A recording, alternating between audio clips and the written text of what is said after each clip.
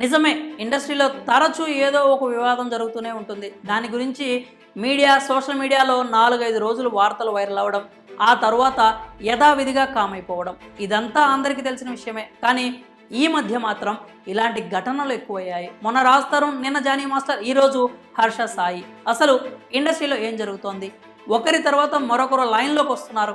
ఈ ముసుగులో ఇంకా ఎవరైనా స్టార్స్ ఉన్నారా? ఇన్ని రోజులు ఈ వివాదాలు ఎందుకు బయటకు రాలేదు? ఇప్పుడు మీడియా, సోషల్ మీడియాలో ఇదే హాట్ టాపిక్. ఇలాంటి డిస్కషన్స్ జరగడం వెనుక కారణాలు కూడా లేకపోలేదు. అందుకు సంబంధించిన పూర్తి వివరాలు ఏంటో చూద్దాం. ఇండస్ట్రీలో ఫేమస్ అవ్వడం అంత ఈజీ అయితే కాదు. కింద మీద పడి ఎన్నో అవమానాలను ఎదుర్కొంటే కానీ ఓ స్టాండర్డ్కు రీచ్ కాలేరు. కానీ ఏదో విధంగా కష్టపడి పైకి వచ్చిన వాళ్ళంతా కూడా చెడ్డ పేరు తెచ్చుకుంటున్నారు. రాజ్ తరుణ్, జానీ మాస్టర్, హర్ష సాయి, వీళ్ళ పాపులారిటీనే వీరిని ముంచిందా? ఒకరు పాపులర్ యూట్యూబర్ పెళ్లి పేరిట అమ్మాయిని మోసం చేశాడు. ఇంకొకరు ఫేమస్ డాన్స్ మాస్టర్ అసిస్టెంట్ జీవితంతో ఆడుకున్నాడు. మరొకరు ఫిల్మ్ హీరో అమ్మాయి పాలిట విలన్గా మారాడు. ఇవన్నీ ఆ బాధిత యువతులు వారిపై ఇచ్చిన కంప్లైంట్స్. ఈ ముగ్గురు ప్రొఫెషన్స్ వేరు, కానీ ఎదుర్కొంటున్న ఆరోపణలు మాత్రం ఒకటే. ఈ ముగ్గురిపై రేప్ కేసులు నమోదయ్యాయి. అమ్మాయిలను నమ్మించి మోసం చేసిన విషయంలో రేప్ కేసులో ముగ్గురు అడ్డంగా బుక్ అయ్యారు. ఇప్పుడు వీరిపై మీడియా, సోషల్ మీడియాలో అనిపిస్తున్న కథనాలను చూస్తుంటే ముగ్గురు నిండా మునిగిపోయారని నిస్సందేహంగా చెప్పొచ్చు. మొన్న జరిగిన రాజ్ తరుణ్ వివాదంలో ఇప్పటికీ ఎలాంటి క్లారిటీ లేదు. రాజ్ తరుణ్ మూవీ ఏదైనా రిలీజ్కు ఉందంటే ఆ వివాదం ఒక్కసారిగా తెరపైకి వస్తుంది.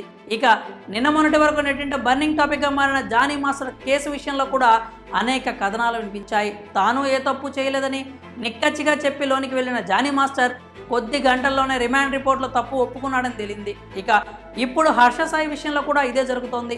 ప్రస్తుతానికి హర్ష సాయి కూడా తాను ఏ తప్పు చేయలేదని, అసలు నిజాలు బయటకు వస్తాయని చెప్పాడు. మరి ఈ కేసును దర్యాప్తు చేసే కొద్దీ ఇంకా ఎలాంటి సంచలన నిజాలు బయటపడతాయో చూడాలి. మరి ఈ ముగ్గురు విషయంలో ఎవరిది తప్పు, ఎవరిది ఒప్పు అనే విషయంపై మాత్రం ఇప్పటికీ ఎవరికీ ఏ క్లారిటీ లేదు. ఎందుకంటే హీరోల పాపులారిటీని వాడుకొని వారి జీవితాలను నాశనం చేయడానికే బాధితురాళ్ళు ఇలా చేశారా, లేదా వారిపై నిజంగానే ఆ అఘాయిత్యాలు జరిగాయి కాబట్టే అంత ధైర్యంగా మీడియా ముందుకు వచ్చారా, లేదా దీని వెనక ఇంకా ఎవరైనా ఉన్నారా?